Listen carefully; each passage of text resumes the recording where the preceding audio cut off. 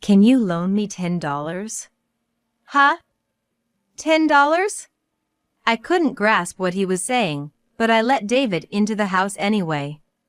It was hard to see in the dark, but not only were David's clothes wet, they were also very worn and tattered. His jacket was stained and dirty all over, and his pants were torn as if caught on something. Simply put, his clothes were in shambles. When I took off his wet socks, the color, which was originally white, had turned brown. Seeing my grandson, David, in such a state, so different from how Tom and Emma were dressed during the day, made my heart heavy. However, I didn't show it. "Aren't you hungry?" and asked. David shook his head silently. "I just want to borrow $10. And said, "I'll give you the money." "Is it for allowance?" "But why did you come all this way in the rain?" "Please. I want to go home quickly." "Huh? You came all this way just to borrow $10? It takes about 3 hours to get here from Tom's house." My husband silently stood up, checked the locks on several windows, and simply said, "Let's go." Sat down near David, and gently stroked his head. Then, tears that David had been holding back started to overflow. "My name is Kate. I'm only 52, but having 2 grandchildren is a small source of pride for me. I married a farmer from the South when I was 22, introduced by relatives, and quickly married. Knowing nothing about farming initially, I became a respectable farmer's wife, despite the trouble I caused my in-laws. My husband, the eldest son of a farmer, was very quiet and serious, so most of our conversations were about farming. Even when meeting our son Tom for the first time, my husband barely showed emotion and returned to his farm work after only a slight smile. I fondly remember those times, but I can't forget the sad expression on my husband's face I saw for the first time. It was when we received news that our daughter-in-law had passed away after a short illness. At the beginning of the busy fall season for farmers. While my husband was checking the condition of the parched ground, I said in a choked voice, "Tom called, she's gone." Whether he didn't hear me or chose not to respond, he continued to silently gaze somewhere. "Tom called, his wife passed away." I repeated. Without turning towards me, he continued to staring. "I wonder how Tom is feeling now." As I grimaced with a heart-wrenching pain, my husband came over, patted my back, and looked up at the sky. His expression was incredibly calm and sad. Behind my husband, who looked sorrowfully, the cornfield shone brilliantly in the autumn sun. Maybe the cornfield appeared to sparkle because my eyes were filled with tears. I am a terrible person. Not because I am crying for my son's wife who suffered and died from illness, but because I am crying for my son and grandchildren who have lost a loved one and are in despair. I kept apologizing in my heart, saying, I'm sorry. After a while, Tom came to our house. He asked us to take care of his children, David and Sarah, for a while. After his wife's funeral, Tom seemed to be working very hard, stoically. The grandchildren started attending school from our house.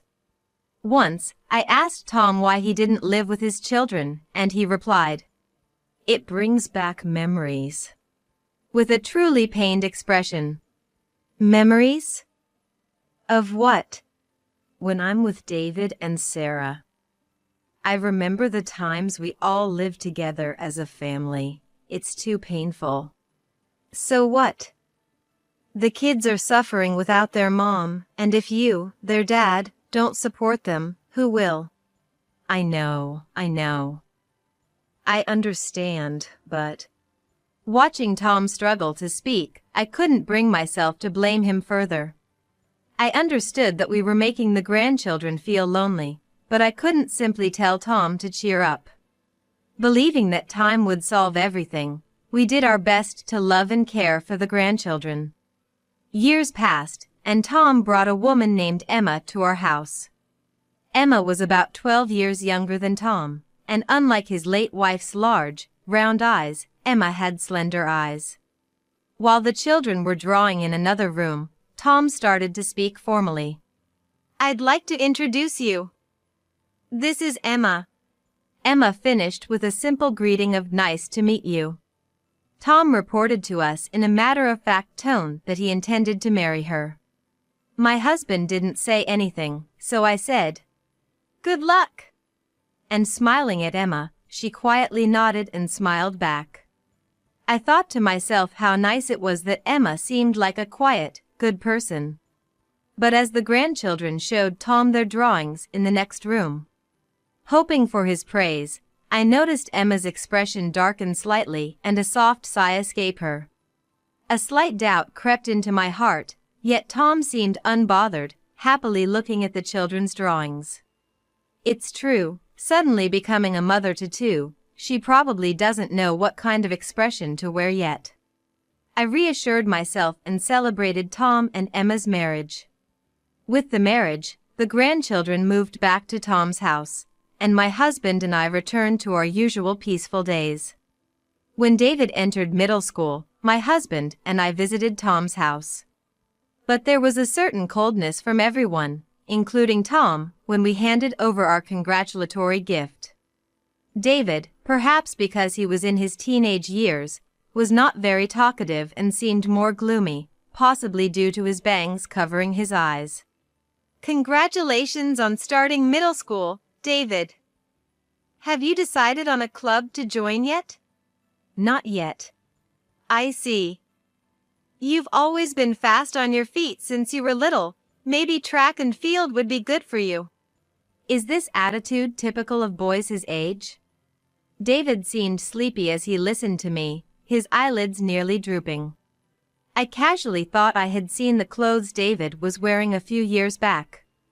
Considering how quickly children grow at this age, the fact that he could still wear clothes from years ago seemed like his development might be a bit delayed. So after much thought, even if it was meddling, we decided to frequently bring vegetables to Tom's house, thinking it was the least we could do as farmers.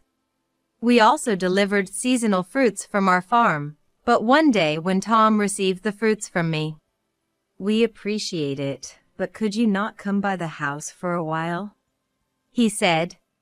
It was lonely, but believing that my son and grandchildren were overcoming the absence of their wife and mother and cherishing their new life as a family, I left with a smile, pretending to be an understanding grandmother. After the harvest season passed and spring came again for planting. On one of those days, when we feel the cycle of the seasons on our skin, we, also growing a small amount of organic vegetables alongside farming and delivering them to contracted restaurants, happened to see Tom and Emma while making a delivery. The restaurant in the city center had been renovated with trendy menus and decor, offering luxurious desserts and homemade specialty dishes. In the elegant atmosphere, people seemed to enjoy delicious meals, and at one of the tables, Tom and Emma were laughing and facing each other. After finishing the delivery and checking the invoice, I went back to the truck where my husband was waiting and told him about seeing Tom and them. While checking the invoice, "Why don't you call them?" my husband said in a low voice. "Hello? What's up, Mom? I'm kind of busy right now." Tom's voice through the phone sounded unmistakably annoyed, asking what I wanted. Stammering, I said while looking, "Sorry to bother you. Just wondering how you're doing," at my husband sitting next to me in the truck. After a few seconds of silence and a contemplative atmosphere on the other side of the phone, Tom said, "We're doing fine." "All right, then. That's good." I hung up, and my husband started the truck's engine. I don't think they're doing anything wrong. We're farmers, so we're basically always busy and never have the chance to go to a restaurant during the day like that. When Tom was young, we always went out as a family. I'm not trying to impose my values on my son, but everything Tom and Emma were wearing seemed very high-end. Far from what you'd expect of active parents raising 2 children. But I suppose that's also imposing my values, I thought. Soon after, it started pouring rain at night. My husband was restless, watching the rain outside through the small window in the living room. While we're grateful for the rain, too much in a short period can turn the fields into mud. When it was completely dark outside, the doorbell rang. Wondering who it could be at this hour and in such rain, I opened the door to find David standing there. Holding a small umbrella, David, small and short for a 13-year-old boy, reached out his hand. "Can you loan me $10? Huh? $10? I couldn't grasp what he was saying, but let David into the house anyway. It was hard to see in the dark, but David's clothes were not only wet but also very worn and damaged. His jacket was stained and dirty all over, and his pants had tears as if they were caught on something. Simply put, his clothes were in shambles. After removing his wet socks, the originally white color had turned brown. Seeing my grandson, David, in such a state, so different from the well-dressed appearances of Tom and Emma I saw during the day, made my heart heavy, but I didn't let it show on my face and asked, "Aren't you hungry?" David shook his head silently. "I just want to borrow $10. And said, "I'll give you the money." "Is it for your allowance?" "But why did you walk all this way in the rain?" "Please, I just want to get home quickly." Huh? You came all this way just to borrow $10? Walking here from Tom's house would take about 3 hours. Puzzled, I helped David out of his wet clothes, except for his underwear, and wrapped him in a large bath towel. As I dried him off, David looked away from me with an awkward expression. My husband silently stood up, checked the locks on several windows, and simply said, "Let's go." Sat down near David, and gently stroked his head. Then, tears that David had been holding back began to overflow. Even as tears streamed down his face, David remained expressionless and said, "Sarah, she has a fever. It's 39 degrees. She looks really in pain. That's why I want to buy some cold medicine and get home quickly." Cold medicine? What are Dad and Mom doing? I asked David, but he didn't reply, just kept crying. My husband's face came into my view, and I caught my breath. It was a look of silent, desperate restraint, the likes of which I had never seen on my usually quiet and gentle husband. He quickly put on his jacket, paused as he reached for the truck keys, turned to David, and asked, "Do you want to come with us?" David nodded vigorously, so my husband draped his jacket over David's shoulders without a word. "I want to go too. I want to come along," I said, almost childishly, to which my husband gave a slight smile and agreed. We hurried to Tom's house. The bad weather made visibility poor, and the sound of the windshield wipers echoed inside the car. I felt crushed by a sense of unease and fear that something ominous was happening, yet I couldn't bring myself to ask David what had happened. I wondered how to reconcile the happy faces of Tom and Emma, seen dining at the restaurant during the day, with the expressionless face of David sitting beside me now, all under the same roof as a family. In the silent car, I was the only one trembling. I dreaded what awaited us. I had noticed Emma's coldness towards Tom's children, David and Sarah, on the day she first came with Tom. Yet I chose to interpret my slight unease in a way that suited me. I'm sorry. It took about 40 minutes to reach Tom's house. The outside light was off, and no light or signs of life could be seen through the closed curtains. Thinking that Sarah might be suffering alone inside with a high fever made me anxious. As I struggled to fit the key David gave us into the lock without any light. Upon entering and rushing to Sarah's room, her face, barely visible under the pale light and peeking out from the blanket, seemed discolored, almost reddish-black. Immediately, my husband placed his hand on Sarah's forehead, looked at her, "Call an ambulance," and said.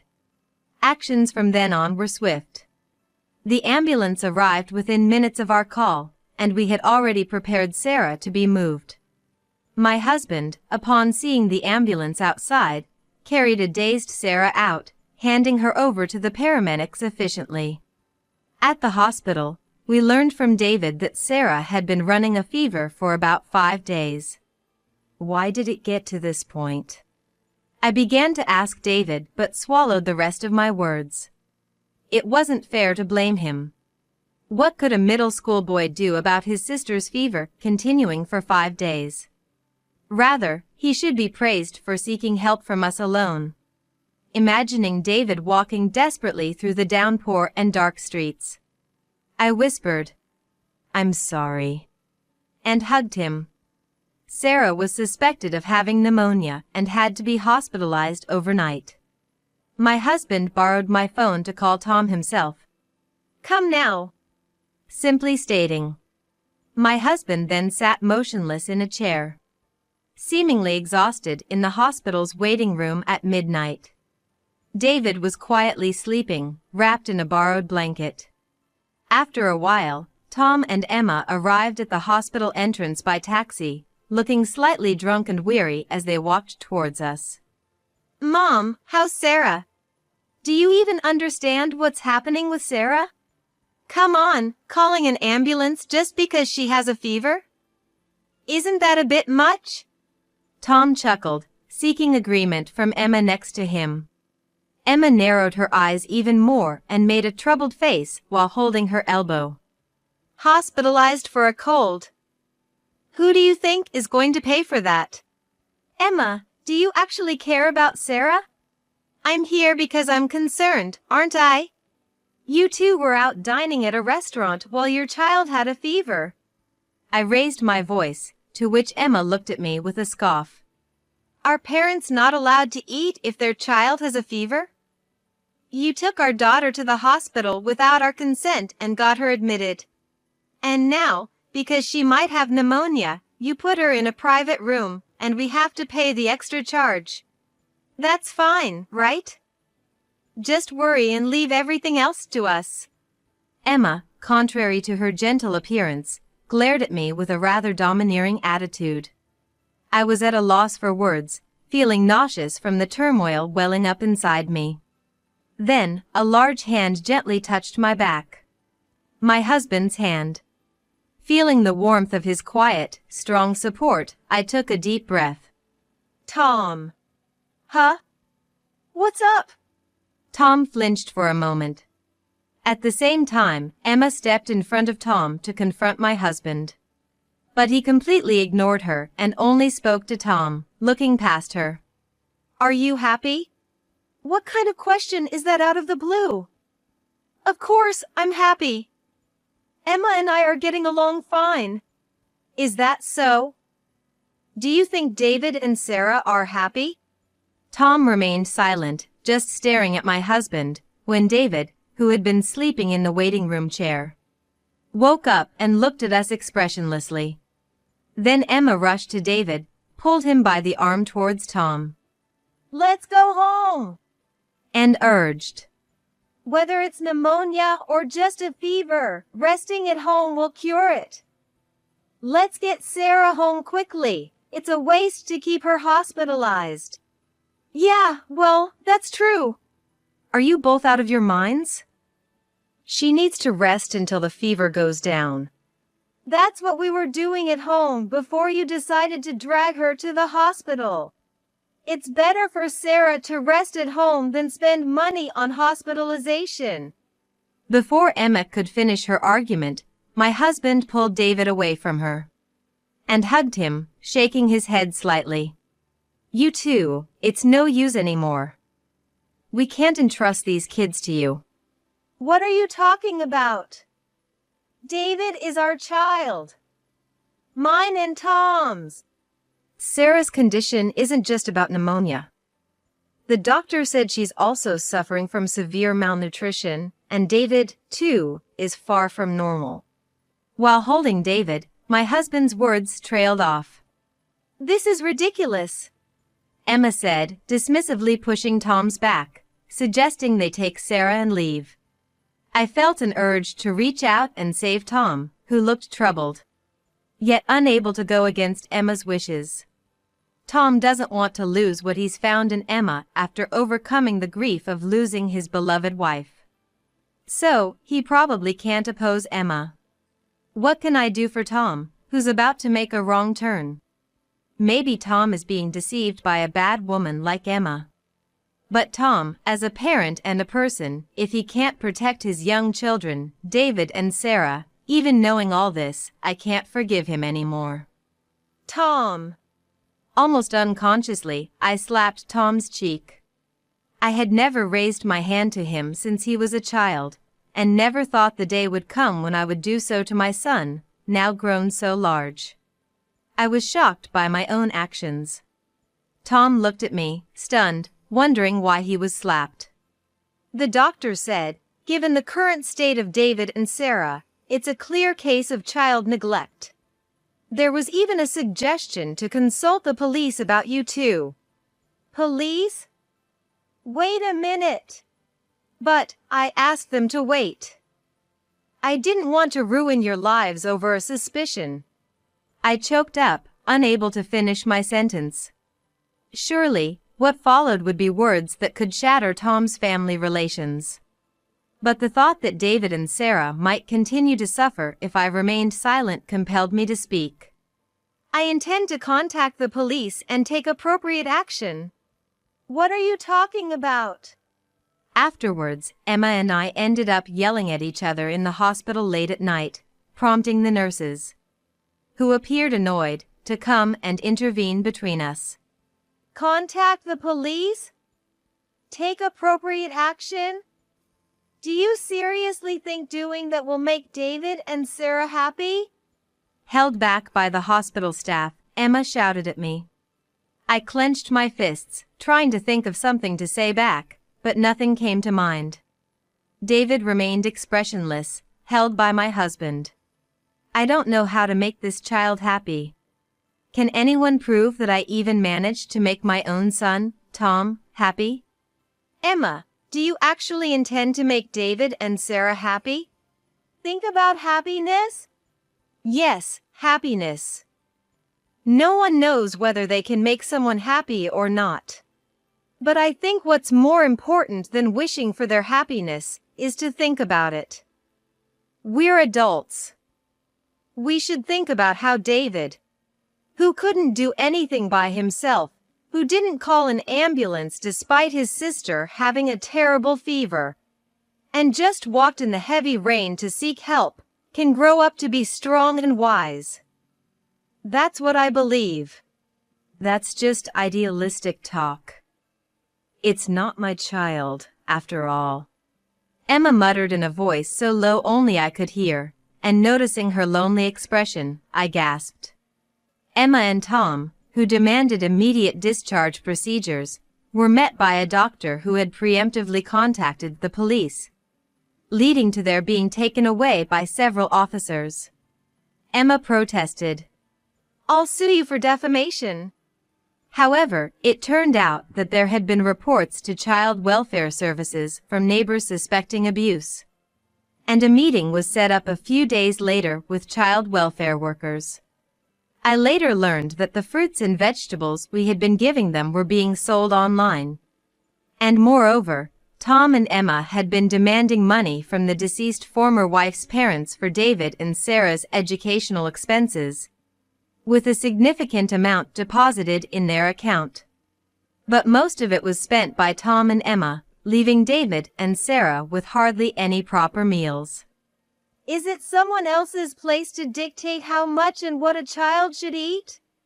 During the discussion with child welfare workers, Emma's attitude gradually became indifferent as the staff explained the situation, suggesting moving the children to a facility. Tom started to panic and defend himself. It's not like that. Sure, I might not have paid enough attention, but David and Sarah are my children too. It can't be a facility. But considering the current situation. As the worker elaborated, my husband stood up. But those kids are my kids. And addressed Tom and Emma. You two should stop being parents. We will take care of the children. Though it was a brief statement from my always quiet and calm husband, Tom and Emma were silenced by his determination and resolution, hanging their heads in defeat. Tom looked up at me, seeking help. Mom. I was deceived by Emma.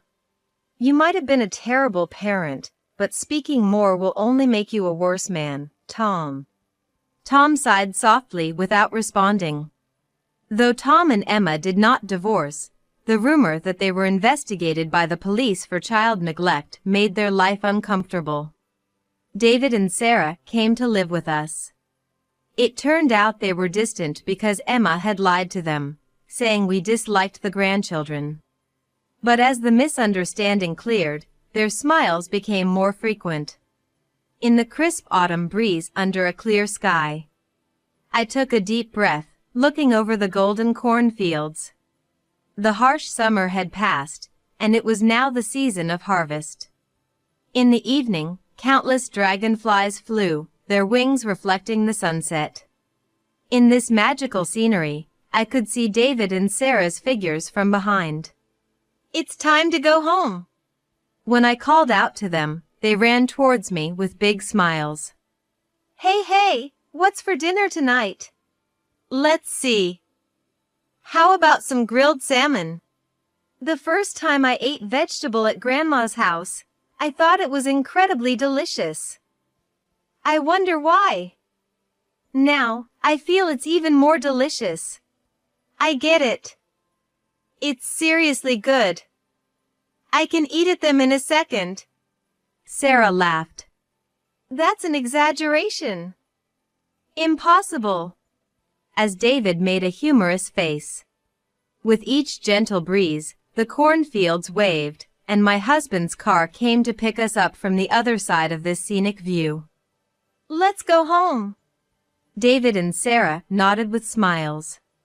So bright I couldn't help but shed tears.